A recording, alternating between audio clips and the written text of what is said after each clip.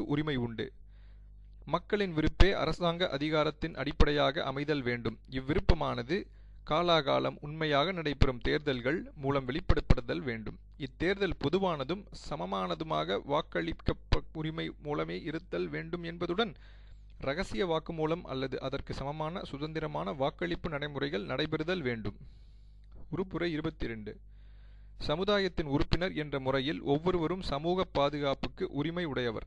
அத்துடன் தேசிய முயற்சி மூலமும் சர்வதேசிய நாட்டிடை ஒத்துழைப்பு மூலமும் ஒவ்வொரு நாட்டினதும் அமைப்பு முறைக்கும் வனங்களுக்கும் இணையவும் ஒவ்வொருவரும் தத்தம் மதிப்புக்கும் தத்தம் ஆளுமை சுதந்திர முறையில் அபிவிருத்தி செய்வதற்கும் இன்றியமையாதவையாக வேண்டப்பெறும் பொருளாதார சமூக பண்பாட்டு உரிமைகளை பெறுவதற்கும் உரித்தடையவராவர்.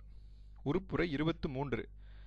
ஒவ்வொருவரும் தொழில் செய்வதற்கான அத்தொழிலினை சுதந்திரமான முறையில் தேர்ந்தெடுத்துக் கொள்வதற்கான செய்யும் தொழில் நியாயமானதும் அனுகூலமுடையதுமான தொழில் நிபந்தனை கட்டு உயிரோடு இருப்பதற்கான தொழிலின்மைக்கு எதிரான பாதுகாப்பு உடையோராயிருப்பதற்கான உரிமையை உடையர்.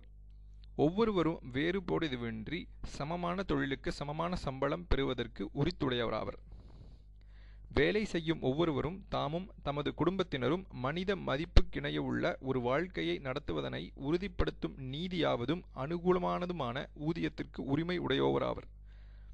அவசியமாயின் இவ்வூதியம் சமூக பாதுகாப்பு வழிமுறைகளினால் குறை நிரப்படுவதாயிருத்தல் வேண்டும். ஒவ்வொருவருக்கும் தத்தம் நலன்களை பாதுகாப்பதற்கென தொழில் சங்கங்களை அமைப்பதற்கும் அவற்றில் சேர்வதற்கும் உரிமை உண்டு. உறுப்புரை 24.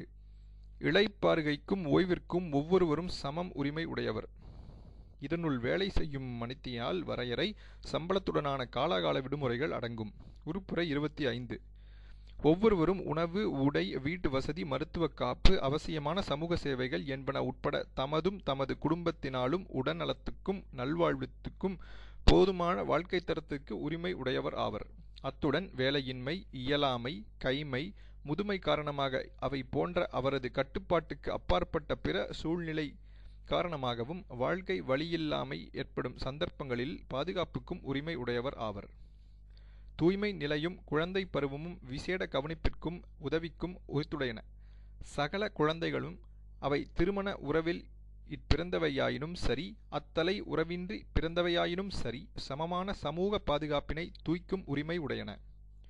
உறுப்புரை 26. ஒவ்வொருவருக்கும் கல்வி கற்பதற்கான உரிமை உண்டு. குறைந்தது தொடக்க அடிப்படை கட்டங்களிலாவது கல்வி இலவசமாய் இருத்தல் வேண்டும். தொடக்க கல்வி கட்டாயப்படுத்துதல் வேண்டும். தொழில்நுட்ப கல்வியும் உயர் தொழில் கல்வியும் பொதுவாக பெறப்படத்தக்கனவாயிருத்தல் வேண்டும். உயர்கல்வியானது யாவருக்கும் திறமை அடிப்படையின் மீது சமமான முறையில் கிடைக்கக்கூடியதாக படுதலும் வேண்டும். கல்வியானது மனிதனின் ஆளுமையை முழுதாக விருத்தி செய்யும் முகமாகவும் மனித உரிமைகளுக்கும் அடிப்படை சுதந்திரங்களுக்குமான மரியாதையை வலுப்படுத்தும் முகமாகவும் ஆற்றப்படுத்தப்படல் வேண்டும். அது சகல நாடுகளுக்கிடையேயும் இன அல்லது மத குழுவினருக்கிடையேயும் மன ஒத்திசைவு, பொருதி உணர்வு, தோழமை ஆகியவற்றை மேம்படுத்துதல் வேண்டும் என்பதுடன் சமாதானத்தை பேணுவதற்காக ஐக்கிய நாடுகள் சபையின் முயற்சிகளை மேற்கொண்டு செல்லுவதற்குதவும் வேண்டும். தமது குழந்தைகளுக்கு புகட்டப்பட வேண்டிய கல்வியின் வகை தன்மையை முதலிலே தெரிந்தெடுக்கும் உரிமை பெற்றோருக்கு உண்டு. உறுப்புரை 27. சமுதாயத்தின் பண்பாட்டு வாழ்க்கையில் சுதந்திரமாக பங்கு கொள்வதற்கும் கலைகளை தூய்ப்பதற்கும் அறிவியல் முன்னேற்றத்திலும் அதன் நன்மைகளிலும் பங்கெடுப்பதற்கும் எவருக்கும் உரிமை உண்டு. அறிவியல் இலக்கிய கலை படைப்பின் ஆக்கியர் கர்த்தர் என்ற வகையில் அப்படைப்புகள் வழியாக வரும் ஒழுக்க நெறி பருப்பொருள் நலங்களின் பாதுகாப்பிற்கு அத்தகையோர் ஒவ்வொருவரும் உரிமை உடையவராவர். உறுப்புரை 28. இப்பிரகடனத்தில் எடுத்து காட்டப்பட்டுள்ள உரிமைகளும் சுதந்திரங்களும் முழுமையாக எய்தப்படக்கூடிய சமூக சர்வதேசிய நாட்டிடை அமைப்பு முறைக்கு ஒவ்வொருவரும் உரித்துடையவர் ஆவர். உறுப்புரை 29. எந்த ஓர சமூகத்தினுள் மாத்திரமே தத்தமது ஆளுமையின் கட்டற்ற பூரணமான வளர்ச்சி சாத்தியமாகவில் இருக்குமோ அந்த சமூகத்தின் பால் ஒவ்வொருவருக்கும் கடமைகள் உண்டு. ஒவ்வொருவரும் அவரது உரிமைகளையும் சுதந்திரங்களையும் பிரயோகிக்கும் பொழுது இன்னொருவரின் உரிமைகளுக்கும் சுதந்திரங்களுக்கும் உரிய அங்கீகாரத்தையும் மதிப்பையும் பெற்று கொடுக்கும் நோக்கத்துக்காகவும் ஜனநாயக சமுதாயம் ஒன்றின் ஒழுக்கச் சீலம், பொதுமக்கள் ஒழுங்கமைதி, பொது சேம நலன் என்பவற்றுக்கு நீதியான முறையில் தேவைப்படக்கூடியவற்றை ஏற்படுத்தல் வேண்டும் எனும் நோக்கத்துக்காகவும் மட்டுமே சட்டத்தினால் தீர்மானிக்கப்படும் வரையறைகளுக்கு மாத்திரமே கட்டுப்படுவராய் அமைதல் வேண்டும். இவ்வுரிமைகளும் சுதந்திரங்களும் ஐக்கிய நாடுகள் சபையின் நோக்கங்களுக்கும் நெறிகளுக்கும் முரணாக எவ்விடத்திலேனும் பிரயோகிக்கப்படலாகாது. உறுப்புரை 30.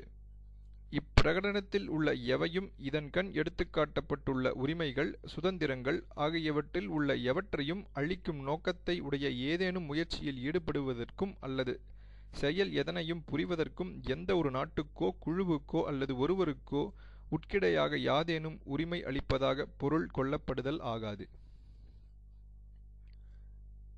முடிந்தது. நன்றி.